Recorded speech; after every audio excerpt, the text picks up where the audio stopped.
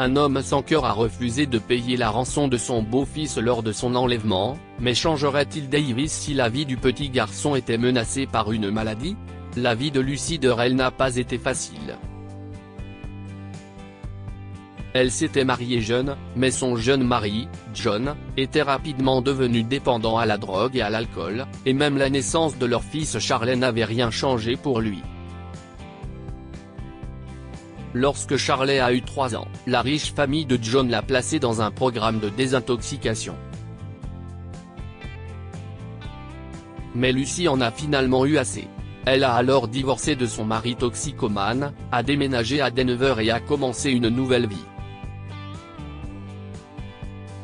Depuis, elle n'a jamais revu John. 2 ans plus tard, Lucy rencontre et épouse Jim Durrell, un homme d'affaires séduisant et prospère qui la traite comme une princesse. Enfin, pensait-elle, j'ai trouvé le bonheur. Mais elle se trompait. Bien qu'il soit le mari le plus affectueux, généreux et aimant qu'une femme puisse espérer, Jim est froid et distant avec Charlie. Charlie, en revanche, en quête d'une figure paternelle, vénérait Jim. Cela brisait le cœur de Lucy de voir Charlie faire tout ce qu'il pouvait pour gagner l'affection de Jim et de voir la froideur avec laquelle son mari rejetait son fils. Lucy en avait même parlé à Jim à plusieurs reprises, mais en vain. De toute évidence, Jim ressentait une aversion pour Charlie. Aussi, il était jaloux du fait que Lucy a aimé un autre homme. Étant donné la situation, Lucy a alors convaincu son mari de suivre une thérapie de couple et le thérapeute lui a suggéré de prendre en charge certaines tâches parentales. Jim a donc commencé à emmener Charlie à son entraînement de foot, à ses cours de violon et à son rendez-vous annuel chez le médecin. Bien évidemment, Lucy était ravie de voir que Jim était plus gentil et plus patient avec Charlie. La thérapie fonctionne. Mais un jour, quand Lucy est allée chercher Charlie à l'école, il avait disparu. Lucy décroche son téléphone portable. Jim, tu es allé chercher Charlie à l'école? Quand son mari lui a dit que non, Lucy a paniqué. Elle a commencé à appeler toutes les mères des amies de Charlie pour savoir si elles avaient ramené Charlie chez elles. Puis elle a reçu un SMS, nous avons Charlie. Si vous voulez qu'il vive, nous voulons $200. 000. Si vous allez à la police, votre fils mourra. Le texte était suivi d'une photo de Charlie assis sur une chaise, l'air petit et perdu. Lucy a immédiatement appelé Jim. Après avoir expliqué ce qui se passait, elle s'est écriée, s'il te plaît, bébé, nous devons leur donner $200 000. Ou ils vont tuer Charlie. Tu es folle? Demande Jim. $200 000 sans garantie qu'ils rendront l'enfant? Pas question. Jim, a halté Lucy. Si est mon fils. S'il te plaît. Si est peut être ton fils, mais ce n'est pas le mien, cria Jim en colère. Et je n'ai assez que tu le fasses passer en premier. Je suis ton mari. Jim. A supplié Lucy. S'il te plaît, si est mon enfant. Mais Lucy avait beau pleurer, Jim refusait de l'aider. Il a même suggéré d'appeler la police et d'en finir avec ça. Cette nuit-là, pendant que Jim dormait, Lucy s'est levée, s'est habillée et a fouillé le coffre-fort où Jim gardait ses bijoux et de l'argent liquide. Jim avait plus de $300 000 dans le coffre, et Lucy a pris les $200 000. Elle a quitté la maison et a envoyé un message au kidnappeur, j'ai l'argent. Ils ont rapidement répondu et lui ont ordonné de déposer l'argent dans un sac en papier brun sur un banc de parc près de l'école de Charlie. On a dit à Lucy de rentrer chez elle, et qu'on lui dirait bientôt où se trouvait Charlie. Pendant des heures, Lucie est restée assise, anxieuse, attendant des nouvelles, puis un autre SMS lui a dit de se rendre à l'hôpital. Si est là que se trouvait Charlet. Lucie a laissé un mot pour Jim et s'est rendue à l'hôpital. Quand elle a demandé à voir son fils, on lui a dit qu'il était en salle d'opération. En salle d'opération, s'est-elle exclamé. Il a été blessé ? Juste à ce moment-là, un grand homme s'est approché d'elle, un homme qu'elle connaissait. C'était son ex-mari John. Lucie, dit-il doucement. Charlet va subir une opération du cœur. Les médecins espèrent qu'il n'est pas trop tard. Trop tard ? S'exclame Lucie. Que veux-tu dire ? On lui a diagnostiqué un problème cardiaque congénital il y a 6 mois, dit John. Mon frère Chris, tu te souviens de Chris, a été consulté par le médecin de Charlet, mais ton mari n'a jamais ramené Charlet pour l'opération. Mon mari ? A demandé Lucie, déconcertée. Mais Jim. Et puis Lucie s'est souvenue que Jim avait emmené Charlet à son dernier rendez-vous chez le médecin et qu'il lui avait dit que tout allait bien. Si est à ce moment-là que Jim est entré. Lucie, s'est-il écrié. Tu as trouvé Charlet ? Toi, a crié Lucie avec colère. Qu'est-ce ce que tu as fait ? Pourquoi tu ne m'as pas dit que Charlet devait être opéré ? Le docteur a dit.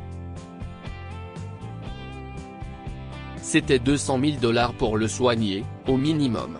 Je n'allais pas payer cette somme. Un médecin s'est approché de Lucie et lui a pris la main. Madame Dorel ? Je crains que les nouvelles ne soient pas bonnes. Charlet, a halté Lucie. S'il vous plaît, ne me dites pas qu'il est parti. Le docteur a secoué la tête avec tristesse. Pas encore, Madame Dorel, mais l'opération n'a pas été un succès, nous sommes arrivés trop tard pour réparer les dégâts. Il va avoir besoin d'une transplantation cardiaque, et bientôt. Lucie a pressé ses mains contre ses yeux. Je lui donnerai le mien. Le médecin secoua la tête, il faudrait que vous soyez compatibles, et même dans ce cas, l'éthique ne me permettrait pas de vous aider de quelque manière que ce soit. Jim s'est avancé et a posé une main sur l'épaule de Lucie. Tu ne vas pas te suicider, a-t-il dit avec colère. Je te l'interdis. Tu me l'interdis ? s'est écrié Lucie, repoussant Jim loin d'elle. Mon fils va mourir à cause de toi. Il t'aimait, Jim, il voulait que tu sois son père. Il avait besoin d'un père. Et qu'est-ce ce que tu as fait ? Tu ne m'as pas dit qu'il devait être opéré, tu allais le laisser mourir. Tu as refusé de me donner l'argent pour la rançon. La rançon ? John s'est avancé, l'air embarrassé. Je suis désolé, mais je n'avais pas l'argent pour l'opération de Charlet, et je savais que ton mari l'avait. John, Lucie s'est tournée vers lui avec des larmes dans les yeux. Merci. Je sais que tu as tout fait pour essayer de sauver Charlet. Tu t'en es sorti pour lui. Merci. Jim a écouté tristement Lucie parler à son ex-mari, puis il est parti rapidement. Lucie est rentrée chez elle seule et a passé la nuit à se tourner et se retourner, priant pour qu'un donneur de cœur apparaisse et que Charlet soit sauvé.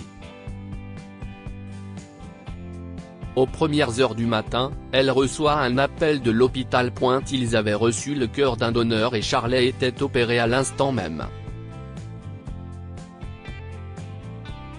Lucie s'est précipitée à l'hôpital et y trouve John et Chris, attendant anxieusement.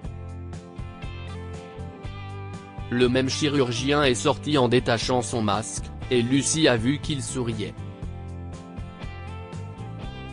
Madame Dorel, votre fils est un garçon fort et courageux, je pense qu'il va s'en sortir. Lucie s'est mise à pleurer. Le cœur du donneur était un miracle, a-t-elle chuchoté. Dieu a veillé sur Charlet. Le chirurgien lui a tendu une note. Cette lettre vient du donneur. Il vous est adressé. Lucie a déplié la note avec des mains tremblantes et a lu « Pardonne-moi, Lucie. Je n'ai jamais voulu te faire souffrir. Je t'aime plus que ma propre vie. J'aurais voulu pouvoir aimer Charlet comme il le méritait. Je n'ai pas pu lui donner mon amour, alors je lui donne mon cœur.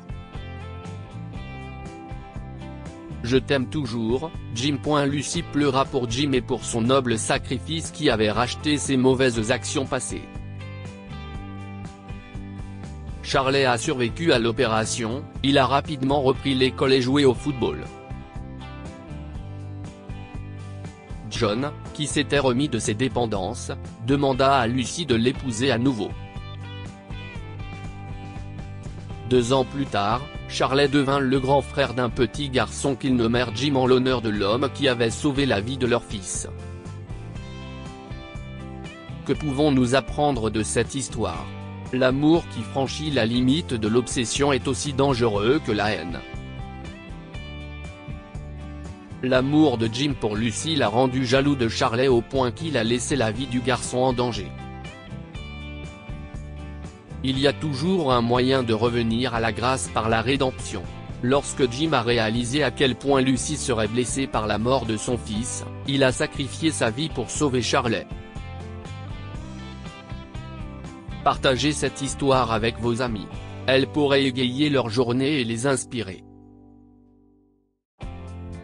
Lire aussi, un inconnu donne son foie à une femme, qui lui donne ensuite un fils. Histoire du jour. Cette histoire est inspirée par l'histoire d'un de nos lecteurs et écrite par un rédacteur professionnel.